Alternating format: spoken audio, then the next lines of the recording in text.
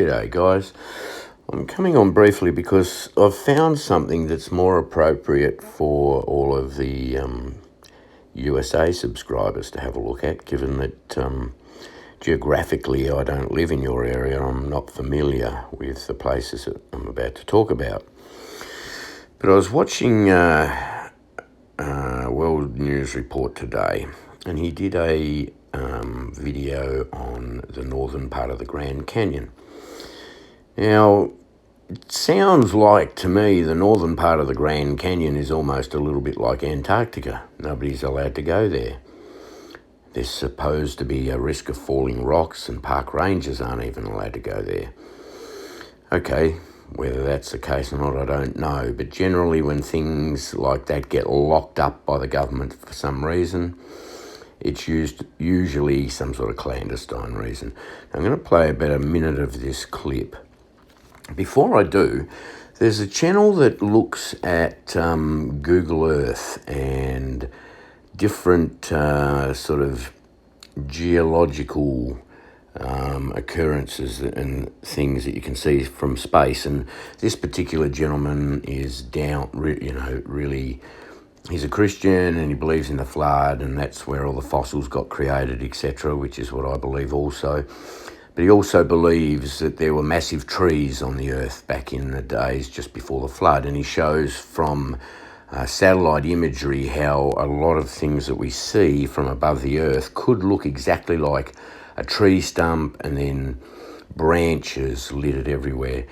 So before I say what I'm going to say, I noticed that the Grand Canyon looks exactly the same as, it might have been Mr. MBB333 or some other channel like that. Can't remember, but they did a sort of above Earth look from satellites at, what things were calling ancient tree stumps. They weren't, mountains or anything, and they clearly showed, growth rings and all this sort of stuff. Notice the Grand Canyon looks very much like those same branches. But anyway, that was a bit of a digression. To move forward, I'll play this clip for about a minute just so we can establish some of the names of some of the places that are found in the locked up northern part of the Grand Canyon. This may be old news for you guys, but I've just never heard this mentioned on YouTube channels before. And the reason that I'm mentioning it is because as we approach this United States eclipse on April 8th, I've heard a lot of channels mention the symbology and typology associated with the names of some of the towns, cities, counties, whatever they're called, in the path of the eclipse, like Little Egypt and all this sort of stuff. So just have a listen to this clip and then I'll make my point. Temple. So I'm sure there's a lot that I am missing here, but I want to give you all the gist. And again, this area is not even allowed to be entered by the park rangers because they say falling rocks, etc. And they cover a lot of the original older religions here. Christianity is relatively new. Manu is a very old religion. The Condale, y'all heard of that one? I know. It's like it's been climbed by one person. Anything you can access from 67 up here, Highway 67, you can go in this area up here, but see the Dragon's Head. You've heard of these little Dragon's Head. Those aren't really the prize. The prize is down here where you're not allowed to go. All of these. Obviously, this is the whole story of Ra, Set, Horus, Osiris, and Isis. All right here. Those 5 peaks right there. And then, of course, you find some religions over here. You find Confucius, Mencios, which I know means something, but I don't know what it means. And if anyone knows what Cherbidus boot. Sorry, I'll just stop it there.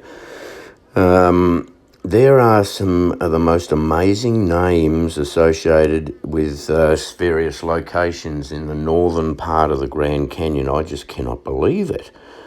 I mean, you talk about names in the path of the eclipse across the United States. That area there is chock-a-block, and if you have a look at James's video, you'll see, man, I don't know, you guys may know all this stuff. Maybe I'm teaching Grandma how to suck eggs here, I don't know, but it seemed pretty amazing, and there's pretty much every Egyptian god and deity, etc., in the Grand Canyon. Now, so I came over to a website I found to see, does the Grand Canyon see the eclipse? And indeed they do. Not completely, but if I scroll through this, if I can get it to work, yeah, there you go, fast forward. This is what the Grand Canyon's going to see during this eclipse. So I only see partial, but like they get a fair. Like that looks like 2/3 of its eclipse there at that point.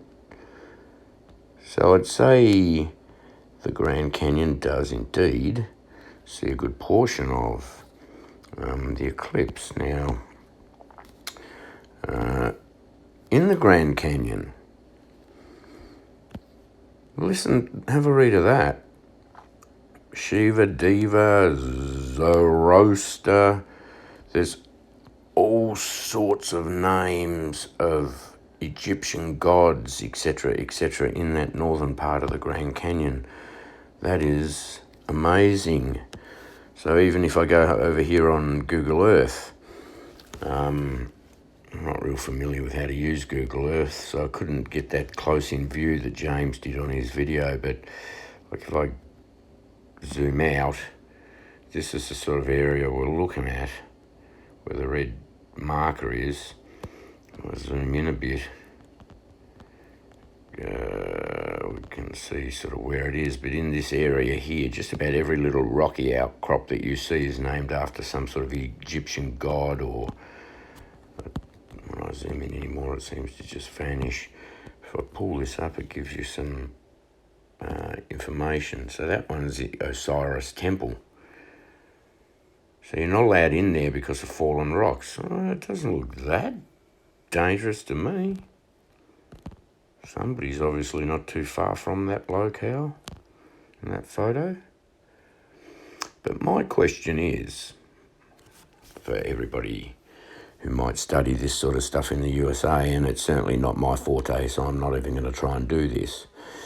If you continue to track that eclipse, if you track it across the Grand Canyon, I wonder how many of those Northern Grand Canyon Egyptian god temple names get crossed out by that eclipse as well.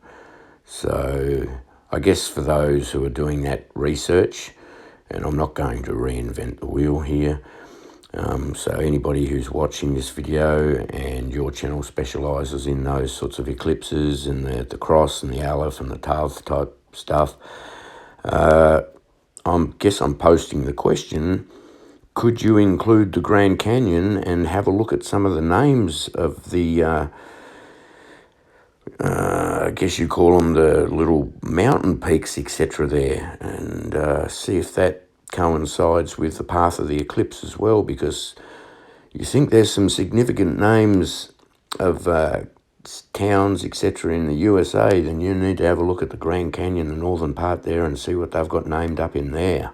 It'll blow your mind. So I suggest you watch James's video to start with, because he gives it a really good rundown. And anyone interested in having a look at the path of the eclipse over that part of the Grand Canyon, there's some homework for you. Anyway, guys, God bless. Keep looking up. Jesus is coming very soon, and it is by his blood and his works alone we are saved. So give it over to him now before it's too late. God bless.